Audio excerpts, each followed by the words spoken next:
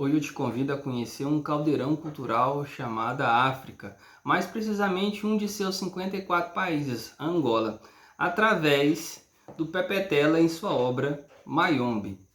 Esse não foi o primeiro contato que eu tive com esse autor, que é premiado e reconhecido internacionalmente.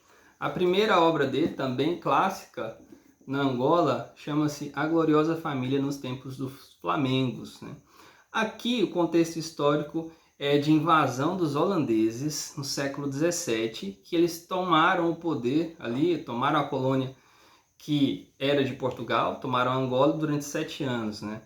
Agora, em Mayombe, a gente pensando numa linha do tempo, a gente dá um salto histórico considerável, né? A gente vai aqui para a segunda metade do século XIX, por volta de 1970, e é um contexto de guerrilha, de luta pela independência de Angola em relação a Portugal. Então esse é um aspecto presente em muitas obras do Pepe Tela, né, que é o fato de ser um romance histórico, né? Para quem não sabe, Angola, ela sempre foi, desde o início das grandes navegações, ela foi colônia de Portugal, antes e depois da partilha da África pelos países europeus. E ela só foi conseguir a sua independência em 1975. A história se passa um pouco antes disso, por volta de 1971. Como começa?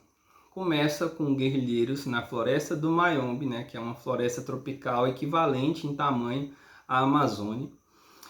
E esses guerrilheiros estão buscando uma picada, uma exploração ilegal de madeira, mas o alvo deles não é necessariamente os madeireiros que estão fazendo a retirada dessa madeira, mas quem explora esses madeireiros, que em muitos dos casos são africanos. Os tugas, né, que é uma maneira depreciativa de se referir aos colonizadores, né, aos portugueses. Bom, esse é o contexto, e esses guerrilheiros fazem parte de um dos movimentos de libertação da Angola da época, é o MPLA, que é Movimento Popular de Libertação da Angola. Esses cerca de 16 guerrilheiros estão ali na floresta e a gente começa a saber um pouco da dinâmica da vida ali naquele grupo de guerrilha que está baseado na floresta e está tentando conscientizar, ao mesmo tempo que vai lutar do ponto de vista bélico mesmo, vai pegar em armas contra os portugueses, eles também tentam politizar o povo, né? O povo que nem sempre, a gente vive isso até hoje, nem sempre é politizado, né? Então esse é o pano de fundo.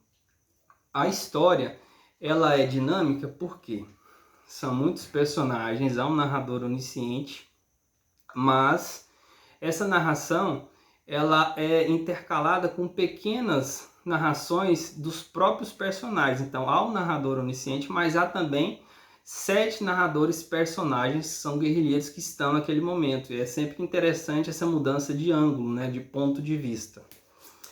A história começa, inclusive, fazendo menção a um desses guerrilheiros, que é o Teoria. Por que Teoria, né? Esse é um aspecto curioso, que eu desconhecia. Cada guerrilheiro, quando ele vai entrar na guerrilha, ele recebe um nome de batismo. Um nome de batismo que tem que ter a ver com sua personalidade, né? Aqui o Teoria era o professor, né? E em um dado momento ele, inclusive, já traz um pouco da sua vivência, né? Da sua vida, o que levou ele, de certa forma, a integrar ali a guerrilha armada. Começa assim o título: quando há essas intervenções dos narradores personagens. Eu, o narrador, sou Teoria. Nasci na Gabela, na terra do café. Da terra recebi a cor escura do café, vinda da mãe, misturada ao branco defunto do meu pai, comerciante português. Trago em mim um inconciliável, e é este o meu motor. No universo de sim ou não, branco ou negro, eu represento o talvez. Talvez é não para quem quer ouvir sim, e significa sim para quem espera ouvir não. A culpa será minha se os homens exigem a pureza e recusam as combinações? Sou eu que devo tornar-me em sim ou em não? Ou são os homens que devem aceitar o talvez? face a este problema capital, as pessoas dividem-se, aos meus olhos, em dois grupos: os maniqueístas e os outros. É bom esclarecer que raros são os outros. O mundo é geralmente maniqueísta. Então, sempre que um narrador personagem faz a sua intervenção, ele vai trazer um pouco de sua história, né? Aqui, particularmente no caso do Teoria, que era o professor daquela base de guerrilheiros, ele é mestiço, né? Ele é fruto da união de um branco com uma negra, né? Então, ele diz que ele não é aceito em nenhum dos grupos e ele questiona. Então, há também essas reflexões existenciais sobre o nosso pensamento simplista e maniqueísta, né, em muitos casos. Isso havia, inclusive, dentro de um universo de guerrilha. A princípio eu pensei que fosse o Teoria, que seria o narrador, mas não. O narrador onisciente segue e a gente vai conhecer a dinâmica do funcionamento ali da guerrilha, que eles estão baseados no meio de uma mata. Tem um ponto de apoio que fornece comida, informações a eles, né? E a gente vai conhecer uma série de personagens. Como eu falei, esse primeiro grupo é composto de 16 guerrilheiros, mas alguns se sobressaem, sempre com seu nome marcante. A figura do comandante daquela base, que é chamado de Sem Medo, como vocês podem imaginar, que é em razão de sua valentia. A figura do comissário, que é uma espécie de relações públicas, né? A pessoa responsável por fazer o intercâmbio político, fazer as transações políticas e os contatos políticos do grupo. E o chefe das operações, que é o que, como o nome diz, vai organizar quando houver um confronto, como se portar, onde se postar cada um dos guerrilheiros. Esses três formam o comando daquela base. Então é o comandante, o comissário e o chefe de operações. Além desses, há outros personagens muito importantes aqui. Para citar alguns, tem o Mundo Novo, que já morou na Europa e veio para a guerrilha. Tem o Lutamos, que é um cara também muito valente, que sempre está à frente ali nas operações. E há inúmeros outros, inclusive pessoas que não estão ali na base, mas vão compor essa história também. Que ao mesmo tempo que é uma história de uma guerrilha que luta contra os colonizadores pela independência de Angola, há também questões pessoais, como não poderia deixar de ser, afinal de contas são pessoas, são seres humanos com suas questões, né? Por exemplo, o comissário é um jovem, né, que entrou para a guerrilha, filho de um campesino espoliado no cultivo do café, que é um produto muito utilizado, ali, muito comercializado naquele país. Ele tem uma relação conturbada com sua noiva, a Ondina, que é professora na base, na cidade, no povoado base desse grupo guerrilheiro. Então é isso, a gente vê o avanço da guerrilha, haverá um momento de conflito, ou então de pseudos conflitos, e a gente percebe, o que para mim foi interessante, que aqui são guerrilheiros, é claro, tem aqueles que estão chegando agora, mas nossos personagens principais, digamos assim, eles são extremamente politizados, e a gente percebe que a luta deles não é só apenas contra o Tuga, contra o português, mas eles também lutam contra os conflitos sociais, porque ali é um caldeirão étnico, lutam contra as desigualdades existentes entre eles próprios, né? Um elemento, por exemplo, que é muito marcante aqui para mim, nesse contexto de conflitos internos, né, que é uma espécie de guerrilheiros no divã em um dado momento, claro que há ação também, mas há esse momento também de reflexão, é o tribalismo, né, o que se chama de tribalismo. Tribalismo é porque a África, né, existiam muitas tribos, depois houve a partilha da África ali pelos países europeus que estavam nas grandes navegações e fizeram suas colônias. E como havia muitas tribos, cada um vai defender a sua tribo.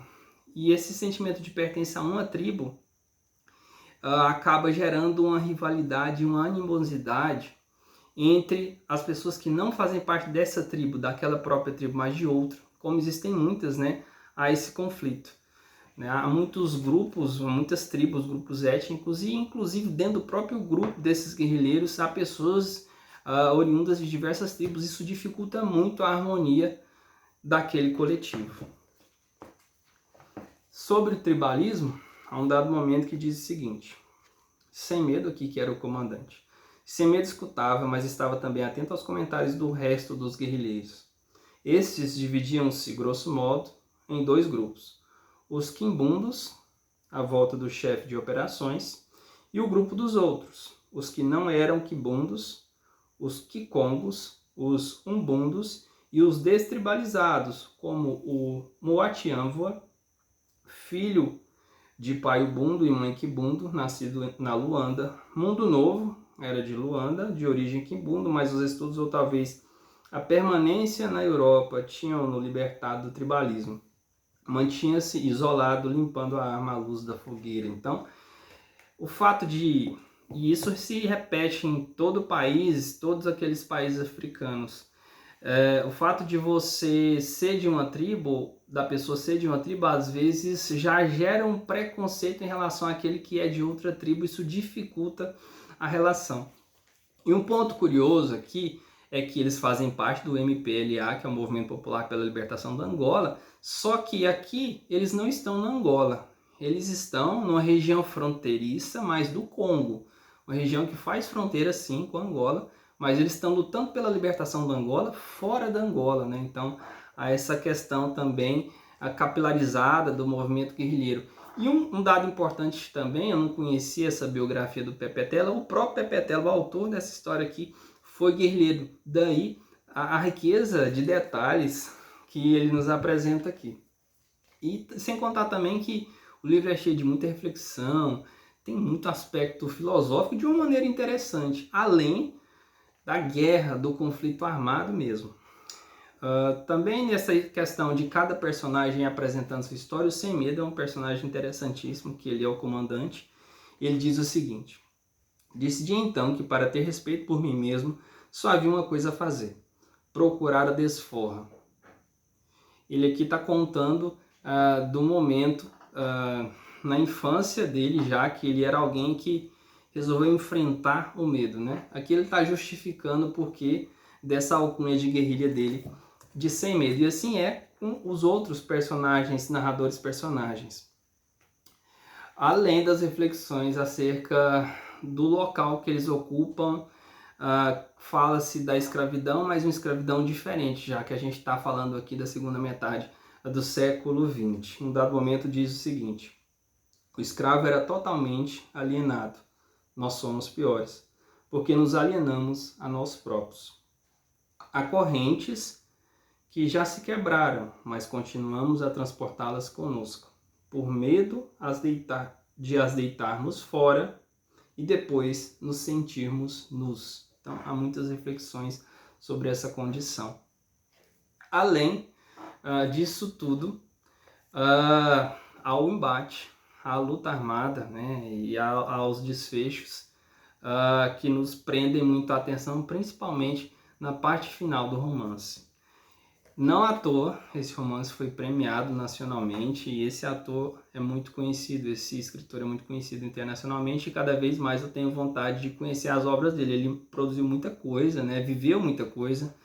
A biografia dele, em um dado momento ele foi guerrilheiro, depois ele se torna professor, depois escritor. Então, uma vida muito rica em acontecimentos. Não à toa, ele é alguém que conta histórias. E essa aqui, Mayombe, vale a pena ficar a dica.